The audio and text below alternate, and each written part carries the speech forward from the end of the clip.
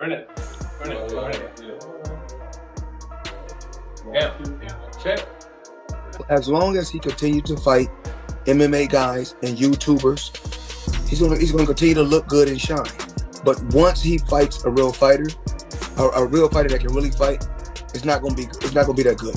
Happen is that if Manny Pacquiao is really considering of coming back to professional boxing, I think that would be a good measurement and sign and a marketing. Sources reveal that undefeated boxing legend Floyd Mayweather paid a surprise visit to Filipino icon Manny Pacquiao at his Los Angeles training camp, where Pacquiao is preparing for his highly anticipated comeback fight against Mario Barrios. The unexpected reunion between the two former rivals has sent shockwaves through the box. You fought against Manny Pacquiao, you fought against Floyd Mayweather.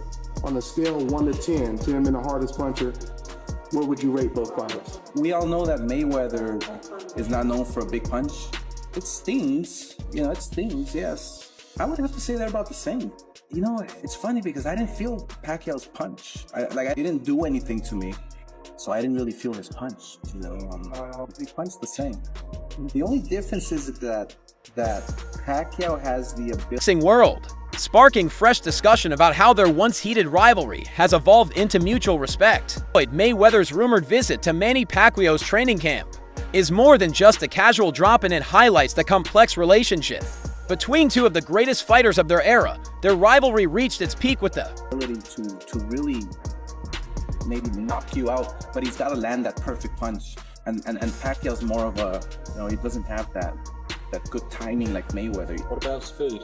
Speed, it's different. It's different speed because Mayweather is a guy who for one fast shot, boom. Pacquiao is. He'll throw. Floyd Mayweather, a historic bout that captivated the world and cemented both men's legacies. Since then, their paths have diverged. Mayweather has embraced the role of promoter while occasionally stepping Floyd Mayweather, and Pacquiao has devoted himself to politics and humanitarian work. Still, their shared history and mutual respect continue to connect them. Floyd Mayweather Jr. and Manny Pacquiao's rivalry is one of the most iconic and lucrative in boxing history. Any version of Mayweather would have always beaten Pacquiao, in my opinion. I think Mayweather would have always done what's necessary for Pacquiao. Manny Pacquiao had a greater career, but I think Mayweather's a better fighter. And I think Mayweather had the right things for somebody like Pacquiao. I mean, he had the right one-punch speed. He had the right IQ. He was bigger than Manny with longer arms. He had great feet. It's just a kryptonite for Manny Pacquiao. I personally thought so. Manny Pacquiao spoke about that he shouldn't have. Floyd Mayweather. Floyd Mayweather, yeah. Because it's a time and a place for everything. I'm not gonna say he's right and I'm not gonna say he's wrong. But it's so crazy. When he spoke about it, I could have easily came out and said, yeah, you spoke about it. I ain't have to say nothing. Just by you saying my name, they gave me a check for $4 million. He said my name when he didn't Spanning over a decade of tension, hype, and ultimately, global spectacle, their long-awaited clash in 2015 marked the culmination of years of negotiations, public anticipation, and intense speculation. It wasn't just another title fight, it was the event that fans, analysts, and the boxing community had been demanding. Since the late 2000s, the journey to that historic night, however, was anything but simple. 25 Asian athletes of the 21st century.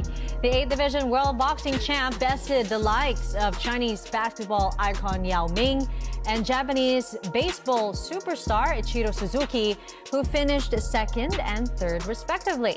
Completing the top 5 are Korean football star Song Hong-min and Japanese-American Naomi Osaka.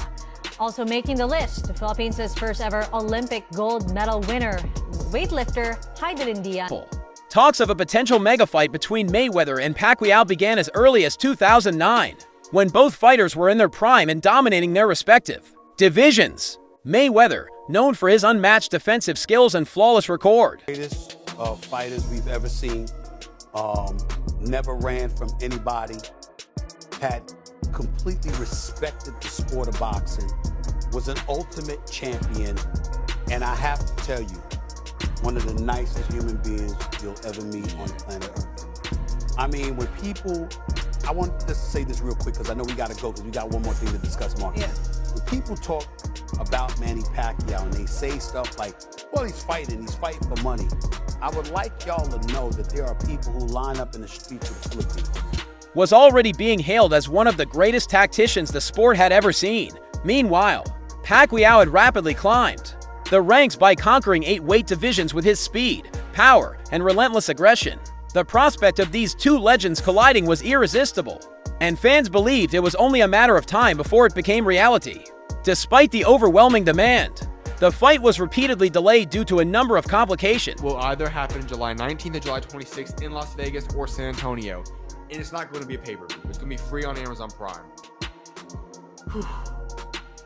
We blast Jake Paul for these types of fights, and yet a current world champion and Mario Barrios is going to go after Manny Pacquiao. Listen, I get it. You get to share the ring with the legend of Manny Pacquiao, one of the greatest to all ever do it. But he's been retired now. He's already in the Hall of Fame. Manny Pacquiao did not look good in his previous exhibition he did last year either. Mario Barrios should easily run laps. Chief among them were disagreements over drug testing protocols.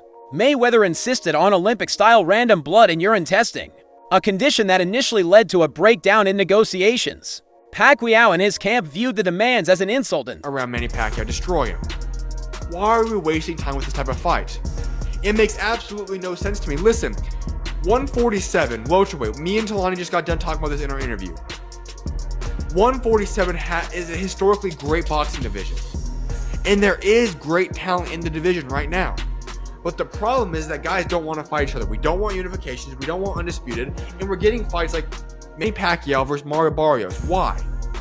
This fight makes absolutely no sense. If this is even somewhat competitive, that is embarrassing on Mario Barrios' part. What? A psychological ploy, while Mayweather maintained that it was about ensuring a level playing field. Over time, the drug testing issue became symbolic of the larger mistrust between the two camps. In addition to the testing controversy, there were also disputes over promotional control. Why are we wasting time with this fight? Listen, Ryan Norman Jr. should be fighting Boots Ennis, but he chose a decent alternative. Fighting Sasaki in Japan is fine. That's still 2 debatably top 5 fighters in the welterweight division fighting each other. I'm A-okay with that decision. Boots Ennis finally stepped up and he did the unification fight against Danny Onis. Great. Manny Pacquiao versus Mario Barrios. Okay, if this was for a massive bag, I get it. But you're fighting for a non-pay-per-view event, so you're going to be fighting for free against a guy like Manny Pacquiao. Why? There are plenty of other fights to be making. But yet we're getting Manny Pacquiao and Mario Barrios. Is Manny Pacquiao even ready to fight in the ring? Why is he... I get he still loves the sport, but listen.